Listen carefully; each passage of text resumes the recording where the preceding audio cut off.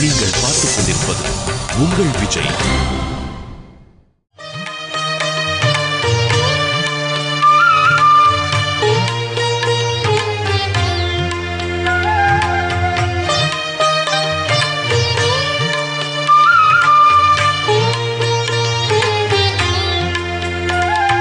ஹரே ராம ராம ராம ஹரே ஹரே, ஹரே கிருஷ்ண கிருஷ்ண கிருஷ்ண ஹரே ஹரே, ஹரே ராம ராம ராம ஹரே ஹரே, ஹரே கிருஷ்ண கிருஷ்ண கிருஷ்ண ஹரே ஹரே, ஹரே ராம ராம ராம ஹரே ஹரே, ஹரே கிருஷ்ண கிருஷ்ண கிருஷ்ண ஹரே ஹரே.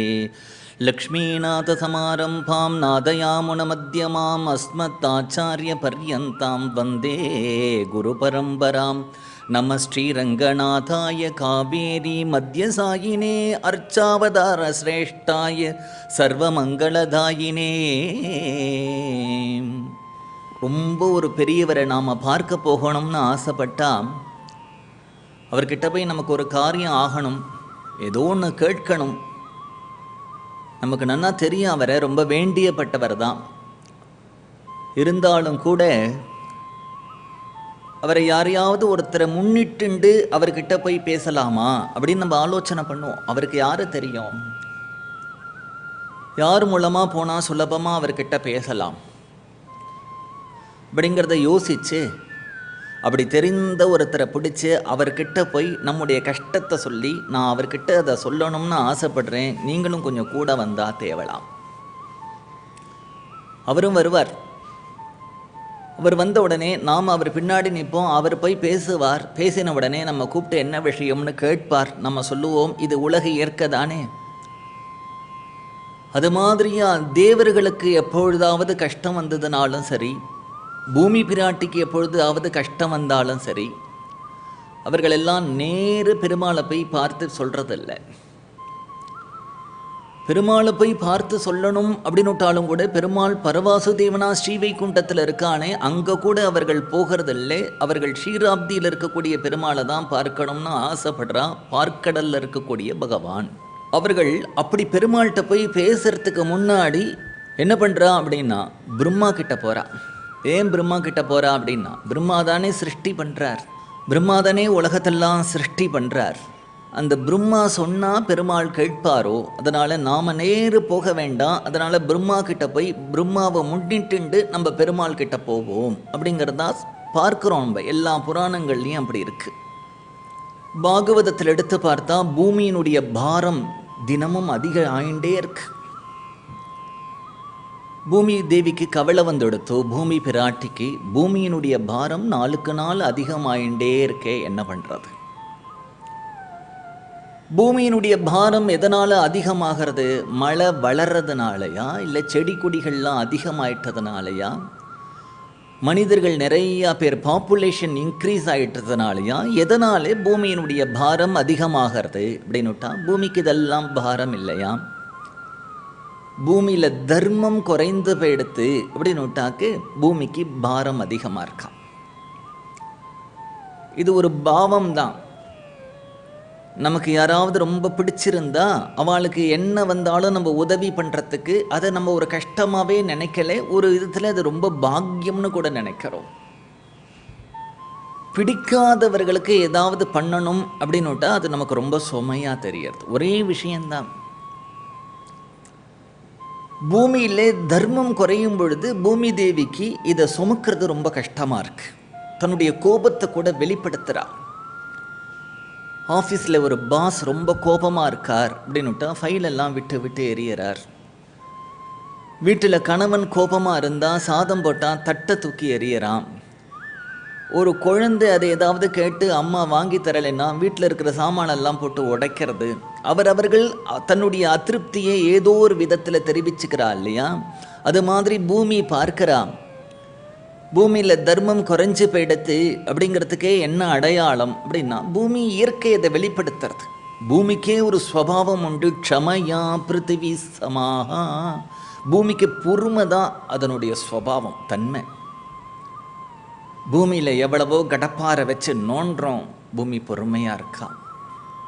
பாரு இருக்கிற இடத்துல பாம்பு வச்சு பிளாஸ்ட் பண்ணுறோம், பூமி பொறுமையாக இருக்கா. அணு ஆயுத சோதனைகள்லாம் பண்ணுறோம், பூமி பொறுமையாக இருக்கா. இந்த பூமியில் மலமூத்திராதி விசர்ஜனங்கள் பண்ணுறோம், பூமி பொறுமையாக இருக்கா. ஆனால் தர்மம் குறைஞ்சு போயிடுத்து அப்படின்னு விட்டாக்க, நாம சங்கீர்த்தனம் நடக்கலை அப்படின்னு விட்டா, கோவில்களில் திருவாராதனங்கள் காலத்தில் நடக்கலை அப்படின்னு விட்டா, சத்சங்கங்கள் நடக்கலை அப்படின்னு விட்டா, பூமிக்கு கோபம் வருது, அந்த பொறுமை போயிடுறது, அங்கங்கே பூகம்பம் ஏற்படுறது, எர்த்குவேக், நிறையா பூமி நடுங்கித்து ஆயிரக்கணக்கான ஜனங்கள் உள்ளே போயிட்டா, சமுத்திரம் பொங்கிறது, சுனாமி ஏற்படுறது, இதெல்லாம் பார்க்கிறோம். பூமி தன்னுடைய அதிருப்தியை இப்படிலாம் வெளிப்படுத்துகிறா. தர்மம் சரியாயிடுத்துனா அதெல்லாம் சரியாக போயிடும். ஒரு சமயம் அப்படி தான் பூமிக்கு நிறையா பாரமாக எடுத்து பூமி என்ன பண்ணுறான், பூமி திருப்தன் ரிபவ்யாஜ தைத்தியானிக சதாயுதைஹி ஆக்ராந்தா பூரி பாரேன பிரம்மாணம் சரணம் யயௌ. பூமி தேவி ஒரு பசுரூபத்தை எடுத்துண்டு பிரம்மாவை போய் சரணாகதி பண்ணுறா. பிரம்மாட்ட போய் சொல்கிறா, நாளுக்கு நாள் நீங்கள் சிருஷ்டியை பண்ணிகிட்டே இருக்கேளே, நீங்கள் சிருஷ்டி பண்ணக்கூடிய யாருமே தர்மத்தை பண்ணலையே, தர்மத்தை பண்ணாததுனாலே எனக்கு பூமியில் பாரம் அதிகமாக இருக்கிறதா தெரியறது, இந்த பூமியினுடைய பாரத்தை குறைக்கிறதுக்கு ஏதாவது வழி பண்ணுங்கோ அப்படிங்கிறார். பிரம்மா சொல்கிறார், இதை நானாக ஒன்றும் பண்ண முடியாது, ஏன்னா என்னை ஒருத்தர் சிருஷ்டி பண்ணுன்னு சொல்லியிருக்கார், அதனால் நான் சிருஷ்டி பண்ணின்னு இருக்கேன். அவர் நிறுத்தினாதான் நான் நிறுத்த முடியும், அவருடைய உத்தரவு இல்லாமல் நானே பண்ண முடியாது. அதனால சாட்சாத்து நாராயணன் தான் இந்த உலகத்தை படைத்து என்னையும் படைத்து பிரளய ஜலத்தில் மூழ்கி இருக்கக்கூடிய பூமியை வராகவதாரம் பண்ணிட்டு வந்து மேலே தூக்கி நிறுத்தி என்னை சிருஷ்டி பண்ணுன்னு சொல்லிட்டு இருக்கார். அன்றிலிருந்து ஆரம்பித்து நான் சிருஷ்டி பண்ணிட்டு இருக்கேன். இந்த சிருஷ்டி நானாக சுதந்திரமாக பண்ணுறது இல்லை, இந்த சிருஷ்டியை நிறுத்துறதுக்கும் எனக்கு ரைட்டு கிடையாது. யார் என்னை பண்ணுன்னு சொல்லியிருக்காரோ அவர் வேண்டான்னு சொன்னாதான் என்னால் நிறுத்த முடியும்.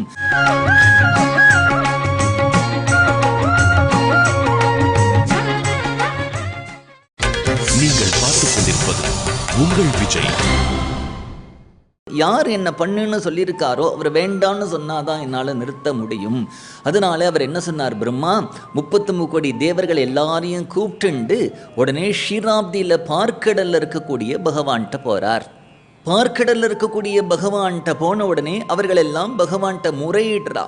பூமி தேவி என்ன சொல்ல வந்தாலோ அது அவர்கள் எல்லாம் சொல்கிறா. தத்ர கத்வா ஜெகநாதம் தேவதேவம் ரிஷாகபிம் புருஷம் புருஷ சூக்தேன உபதஸ்தே சமாஹிதா. பூமி தேவி ஒரு பசுரூபத்தை எடுத்துட்டு வந்து சரணாகதி பண்ணினா அவர்கள் தத்ர கத்வா ஜெகநாதம் தேவதேவம் ரிஷாகபிம் புருஷம், புருஷ சூக்தத்தினால பிரம்மா வந்து பகவானை ஸ்தோத்திரம் பண்ணி பூமி தேவி இதை மாதிரி எங்கிட்ட வந்து சொன்னால், பூமி தேவியையும் கூப்பிட்டுண்டு தேவர்களையும் கூப்பிட்டுண்டு ஷீராப்தியில் இருக்கக்கூடிய உம்மை சரணாகதி பண்ணுறதுக்காக வந்திருக்கோம். பகவான் அபயம் தரார், கவலைப்படாதே, நான் வந்து பூமியில் பிறப்பேன். வசுதேவ கிரகே சாட்சாத் பகவான் புருஷ பரஹா ஜனிஷ்யதே தத் பிரியார்த்தம் சம்பவந்து சுரஸ்திரியாக. நான் கிருஷ்ணாவதாரம் பண்ணுறேன். அந்த கிருஷ்ணாவதாரத்தில் நான் பிறந்த பிறகு நான் வெண்ணையை திருடுவேன், மலையை தூக்குவேன், காளியன் மேலே நர்த்தனம் பண்ணுவேன், ராசம் பண்ணுவேன், கம்சனை வதம் பண்ணுவேன். இத்தகைய லீலைகளை பண்ணுறதுனாலேயே என்னுடைய ஜெகன்மோகன சுந்தராகாரனான ரூபத்தில் மயங்கி உலகம் இருக்கிற வரைக்கும் கிருஷ்ணநாம சங்கீர்த்தனமும் பாகவத கதையும் இருக்கும். அதனாலேயே லோகம் சுபிக்ஷமாக இருக்கும். நான் பிறக்க போகிறேன், வசுதேவருக்கும் தேவகிக்கும் குழந்தையாக பிறக்க போகிறேன் அப்படிங்கிறத சொல்லி சமாதானப்படுத்தி அவர்களை அனுப்புகிறார். கிருஷ்ணாவதாரத்துக்கு முன்னாடி ஏற்பட்ட ராமாவதாரத்திலையும் தேவர்கள் போய் பகவானை பிரார்த்தனை பண்ணுறா, உம்முடைய அவதாரம் உலகத்தில் ஏற்படணும் அப்படிங்கிறத ராட்சசர்களை அழிக்கிறதுக்காக. தேவர்கள் பகவானை பார்த்து பிரார்த்தனை பண்ணின்ற உடனேவே பகவான் சொல்கிறான், ஏ தஸ்மின் அந்தரே விஷ்ணு உபயாத்தோ மகாத்யுதிஹி சங்கச்சக்கர கதா பாணிஹி பீதவாசா ஜகத்பதிஹி வைனதேயம் சமாருஹ்யே பாஸ்கரத்தோ யதம் யதா தப்தஹாட்டகேயூரோ வந்தியமான சுரோத்தமைஹி சித்தகந்தர்வயக்ஷாஸ்ச ததஸ்த்வாம் சரணம் கதாஹ துவம் கதிஹி பரமாதேவா சர்வேஷாம் நக பரந்தபஹா. பகவான் அவர்களை பார்த்து, தேவர்களை பார்த்து சொல்றான், பயம் தியஜத பத்ரம் வஹா இதார்த்தம் யுதி ராவணம். பயம் தியஜதே, பயப்படாத, விட்டுடு. பத்ரம் வஹா, உங்களுக்கு மங்களம் உண்டாக போகிறது. உங்களுக்கெல்லாம் ஹிதம் பண்ணுறதுக்காக நான் உலகத்தில் அவதாரம் பண்ண போகிறேன். சதவருஷ சகசிராணி, 11,000 வருஷம் நான் உலகத்தில் இருக்க போகிறேன். ராமாவதாரத்திலையும் தேவர்கள் வந்து பிரார்த்தனை பண்ண பகவான் அவர்களுக்கு அபயம் கொடுக்கறத பார்க்கிறோம். அது மாதிரி ஹிரண்யகசிபுவும் உலகத்தில் எல்லாரையும் தேவர்களை முதற்கண்டு நவகிரகங்களை முதற்கண்டு துன்பப்படுத்தி அப்பொழுதும் தேவர்கள் போய் பகவானை சரணாகதி பண்ணுறான். பகவான் அப்பொழுதும் அவர்களுக்கு அபயம் கொடுக்கறான். எப்பொழுதெல்லாம் தேவர்களுக்கோ பூமிக்கோ எல்லாருக்கும் ஒரு கஷ்டம் ஏற்படுறதோ அந்த கஷ்டத்தை அவர்கள் முதல்ல முறையிடுறது பிரம்மா கிட்ட. பிரம்மா உடனே பகவான்கிட்ட ஷீராப்தியில் இருக்கக்கூடிய பார்க்கடலில் இருக்கக்கூடிய பெருமாள்கிட்ட போய் முறையிடுவார். பகவான் அவர்களுக்கு அபயம் கொடுப்பார். அதனால தான் ராமாவதாரம் ஏற்பட்டது, அப்படி தான் நிருசிம்மாவதாரம் ஏற்பட்டது, அப்படி தான் கிருஷ்ணாவதாரம் ஏற்பட்டது. பிரம்மலோகத்தில் ஒரு நாளைக்கு ஒரு சத்சங்கம் நடக்கிறது. பிரம்மலோகம் இல்லையா, பூலோகத்திலேயே சத்சங்கம் அப்படின்னுட்டா பிரம்மலோகத்திலேயே நடக்கும் இல்லையா. அந்த பிரம்மலோகத்திலே பிரம்மா பகவத் விஷயம், பகவானை பற்றி எல்லாரும் பேசின்னு இருக்கா. அந்த சத்சங்கத்தில் நாரதர் கலந்துருக்கார். விஷ்ணுவனுடைய லோகத்தில் இருக்கக்கூடிய வைகுண்ட பார்ஷதர்கள் அதில் கலந்துருக்கா. ஞானிகள் அதில் கலந்துருக்கா. யோகிகள் அதில் கலந்துருக்கா. ரிஷிகள் இருக்கா, தேவர்கள் இருக்கா, பக்தர்கள் இருக்கா. இப்படி எல்லாரோடையும் பிரம்மா பகவானை பற்றி உட்கார்ந்துட்டு பேசின்னு இருக்கார். முதல்ல அந்த வைகுண்ட பார்ஷதர்களை பார்த்து, நீங்கள் எப்படி பகவானை பூஜை பண்ணுவேல், நீங்கள் எப்படி பகவானை தியானம் பண்ணுவேல் அப்படின்னு கேட்கிறார். அந்த வைகுண்ட பார்ஷதர்கள்லாம் சொல்கிறா, ஸ்ரீவைகுண்டத்தில் பகவான் ஸ்ரீதேவி பூதேவி நீலா தேவியோடு பரவாசுதேவனா சேவை சாதிக்கிறான். சதா பஷ்யந்தி சூரையா அப்படின்னு அந்த ஸ்ரீவைகுண்டத்தில் இருக்கக்கூடிய பெருமாளை நாங்கள் எப்பொழுதும் பார்த்துட்டே இருந்து அந்த ஆனந்தத்தினாலேயே வைகுண்ட பார்ஷதர்களான நாங்கள் அவர்களை உபாசனை பண்ணுவோம். அந்த உபாசனை ரொம்ப சுகமானது. என்ன அப்படின்னா, அழகு அழகு அழகுன்னு சொல்கிறோமே, எது அழகு? அழகு அப்படிங்கிறது ஒவ்வொருத்தரை பொறுத்த வரைக்கும் ஒவ்வொரு விதமாக இருக்குது. எப்படி நம்ம சாப்பிடக்கூடிய ஆகாரத்தில் ஒவ்வொருத்தருக்கும் ஒவ்வொரு விதமான ருச்சி இருக்குது. போட்டுக்கிற ஆடை அலங்காரத்தில் ஒவ்வொருத்தருக்கும் ஒவ்வொரு விதமான ருச்சி இருக்குது. எல்லாருக்கும் ஒரே மாதிரியான ஆடை அலங்காரங்களில் ருச்சி இல்லை, உணவுகளில் ருச்சி இல்லை. அது மாதிரி அழகு அப்படிங்கிறது கூட அவரவருடைய ஹிருதயம், அவரவருடைய ஒரு வாசனை, அவரவருடைய சம்ஸ்காரம், அதை வச்சு வித்தியாசப்படுறது. ஆனால் பொதுவாக ஒன்று சொல்லணும் அப்படின்னுட்டா, எது அழகு அப்படின்னா, எதை பார்த்துட்டே இருந்தால் அழுக்கவே அழுக்காதோ, போதும்னே தோணாதோ, நேரம் போகிறதே தெரியாதோ, அதுதான் உண்மையான அழகு. சதைக பிரிய தர்ஷனஹா, ராமாயணத்தில் ராமரை பற்றி சொல்கிறார். அப்படி ஒரு அழகு யாரு அப்படின்னுட்டா பகவான் பரவாசுதேவன். ஸ்ரீவைகுண்டத்திலே அந்த எல்லாரும் நித்திய சூரிகள்லேருந்து எல்லாரும் அவனை அப்படியே பார்த்துட்டு இருக்கான். ஒரு நாள் இல்லை, 2 நாள் இல்லை, 1 மாதம் இல்லை, 1 வருடம் இல்லை, அவர்களெல்லாம் யுகக்கணக்கு அப்படி உட்கார்ந்துட்டு பார்த்துட்டு இருக்கான். ஆனால் அவர்களுக்கெல்லாம் அழுத்த பாடு இல்லை, நேரம் போகிறதும் தெரியலை அவர்களுக்கு. அப்படி பார்க்க முடியுமா, அப்படி நம்மளால் இருக்க முடியுமான்னா, இது நம்மளுடைய ஸ்திதியை வச்சுட்டு பார்க்குறோம். பகவானுடைய சௌந்தரியத்தை பார்க்கும் பொழுது அது முடியும்.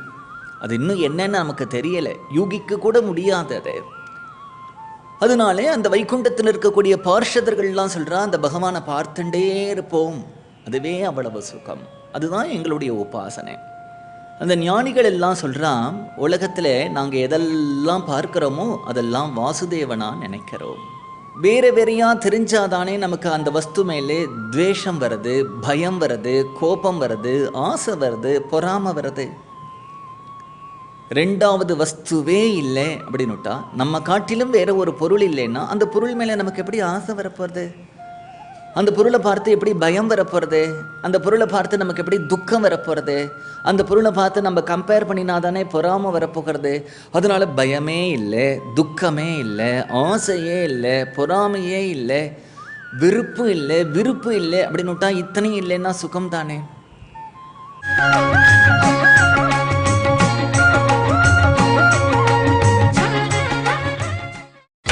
நீங்கள் பார்த்துக் கொண்டிருப்பது உங்கள் விஜய். அந்த ஞானிகள் சொல்றா, அதனால நாங்க உலகத்தில் இருக்கக்கூடிய அத்தனை பொருட்களையுமே வாசுதேவனா பார்த்துடுறோம் அப்படிங்கிறா.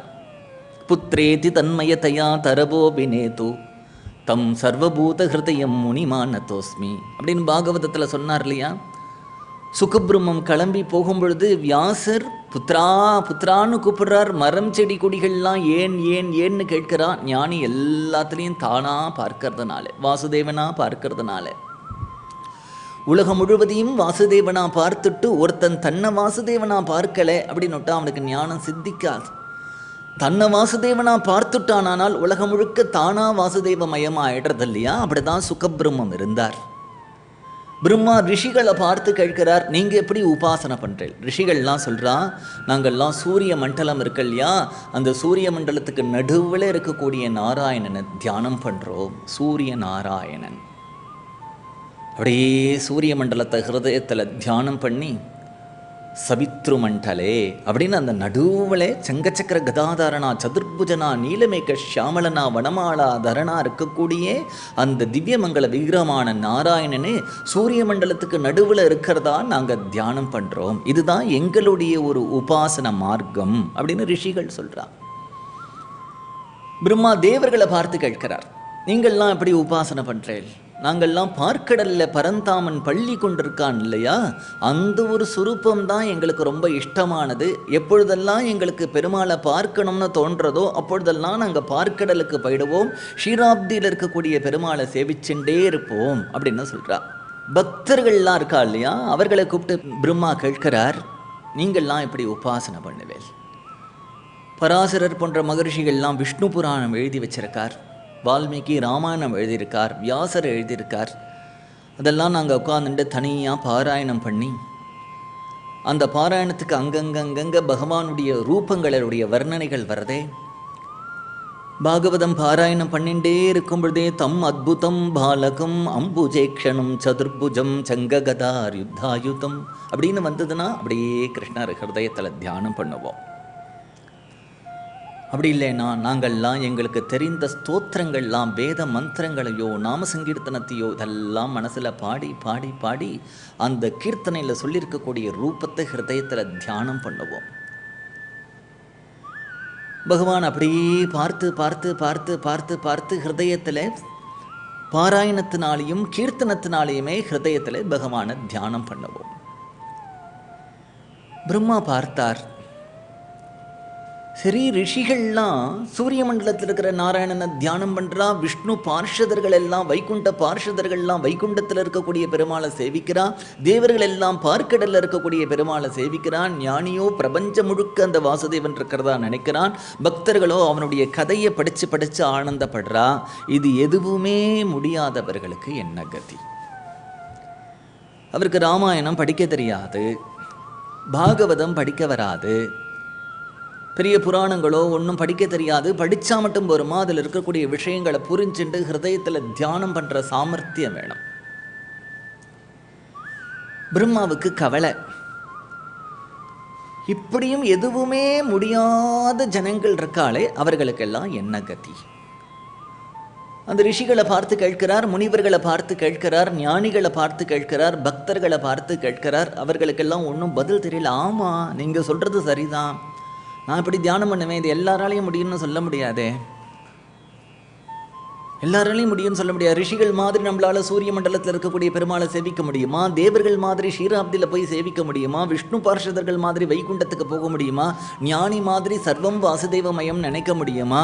அப்போ நம்ம மாதிரி சாமானிய ஜனங்களுக்கு என்ன கதி அப்படிங்கிறது தான் பிரம்மாவுக்கு சிந்தனை வந்தது. அவர்களை பார்த்து அவர் கேள்வி கேட்டார், அவர்களுக்கும் பதில் தெரியல. உடனே பிரம்மா என்ன பண்ணினார், அந்த ரிஷிகளை கூப்பிட்டார், முனிவர்களை கூப்பிட்டார், தேவர்களை கூப்பிட்டார், வைகுண்ட பார்ஷதர்களை கூப்பிட்டார். நம்ம அத்தனை பேரும் இந்த கேள்வியை போய் வாசுதேவனான வைகுண்டபதி நாராயணன்ட்ட கேட்போம் அப்படிங்கிறதா எல்லாரும் கிளம்பி ஷீராப்திக்கு போனா. ஷீராப்தியில் போய் பெருமாள்கிட்ட பிரார்த்தனை பண்ண போறா. எதற்கும் லாயக்கில்லாதவனுக்கு கூட, பாபங்களே செய்துட்டு இருக்கிறவனுக்கு கூட ஏதாவது ஒரு விதத்தில் நீ அவர்களை கரையேற்றணும். பெருமாள் எல்லாரையும் கரையேற்றுறதுக்கு தான் பார்க்குறாரே தவிர தள்ளி விடுறதுக்கு பார்க்கல. உமக்கு அப்படி எண்ணம் இருக்குமானால் எதற்கும் லாயக்கில்லைன்னு சொல்கிறவன் கூட, ஒரு கால் தர்மத்திலிருந்து வழுவினவன் கூட, சாஸ்திரத்திலிருந்து வழுவினவன் கூட, பாப்பங்கள் பண்ணினவன் கூட பயமில்லாமல் உன்கிட்ட வந்து சேவை பண்ணி உம்மை தரிசனம் பண்ணுற மாதிரியான ஒரு உபாயத்தை சொல்லி அருளும் அப்படின்னு கேட்கறதுக்காக பிரம்மா இவர்களை ஆஷிண்டு பார்க்கடலில் இருக்கக்கூடிய பெருமாளை பார்க்கறதுக்கு போகிறார்.